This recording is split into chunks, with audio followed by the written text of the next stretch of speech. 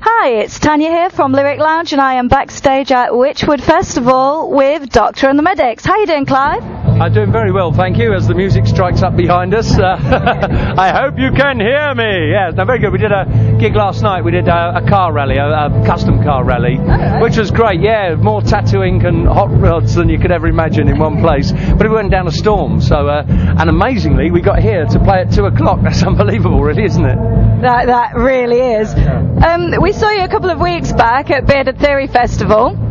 I didn't have time to do an interview then, so I'm going to ask you a question that would have had more relevance back then. Who's your favourite bearded person?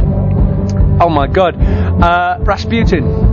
That is, I mean, what a beard. Nobody came up with him, but as far as dedication to beards go, he was pretty much there, wasn't he? Oh, completely, and I wrote a song about him in the old Medics days called No One Loves You When You've Got No Shoes. It was all about Rasputin, so yeah, a fine man. Brilliant. If we're going to stay in a silly mode, I've always wondered, if you're on a plane and they said, is there a doctor on the plane, would you feel tempted to shout out, oh yes? Well, usually when I fly, to save changing in foreign countries, I travel in full stage gear and makeup, and if they said, is there a doctor in the house, I'd take it as a cue and just stand up and start singing. It wouldn't help the person who was sick, but hopefully it'd entertain some of the other passengers and take their mind off the problem. And would it be Spirit in the Sky, as you'd be airborne? Oh, very clever, yes. Yeah, no comment. Mexico, beautiful weather. What made you come back? You've been reading Wikipedia, haven't you? Don't always believe everything you read on Wikipedia, specifically the stuff that I put on there. Is it all made up? Do you just do it to catch people out? Well, some of it is. I'm in the middle of writing a liology. I thought, well, I'm not famous enough to write a biography, so I'm writing a liography. And basically, half the facts are in there true. So, for example, the 4-foot talking otter, radio controlled, is true. But there are certain things in there that are more believable that aren't true, and some of them more. So people have just got to decide. I just decided I'm just going to spin as many yarns on it. So one of the great things about not being famous, like say Mick Jagger, is you can just say what you like about yourself, and nobody knows it's not true. They only recently took off Wikipedia that I'd been refused a heavyweight boxing license in 1997 on health grounds, and it was on there for ages. And suddenly someone thought, hang on a minute, someone obviously read it and saw sense and realised that, no, I was never going to be on there. So if anyone ever asked what the health grounds were, I was going to tell them, well, I was crap at boxing, so I got the crap beaten out of me. So and that would be a good reason to stop doing something, wouldn't it? So singing a little bit less dangerous than boxing, although that's debatable. How do you decide what songs you're going to do for each set? Because you do such a variety. Do you ever think, I want to put this in, but I'm not overly sure? Well, yeah, generally, I mean, we've got a core. It's like the England team. We have a spine, although they don't have one at the moment, do they? In any department, including the manager. Let's not talk about football! Yeah, where's Rio Ferdinand? Oh, shush. Right. We kind of had the basics. Yeah, and we do adapt it. So, for example, last night we'd have played a more heavier set than if we do a bikers festival. Then if we play a more families one, we just adapt it, because at the end of the day, it's not what we want to play, it's what people want to hear, and that's the important thing about this band. We always do what people want to hear rather than what we want to play, Brilliant. And you've done quite a lot of festivals already this season, and I know that you've got some more lined up.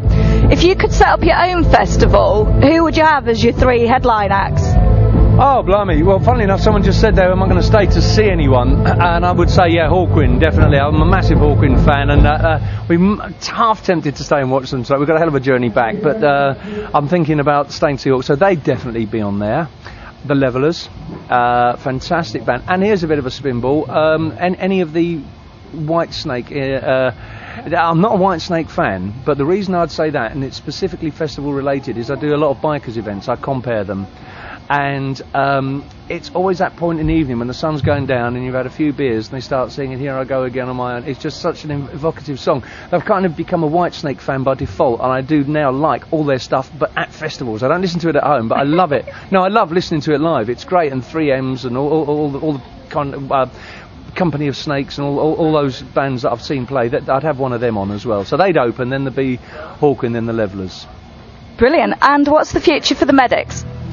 We're going to carry on for this as long as I can, which might be until I get embarrassing.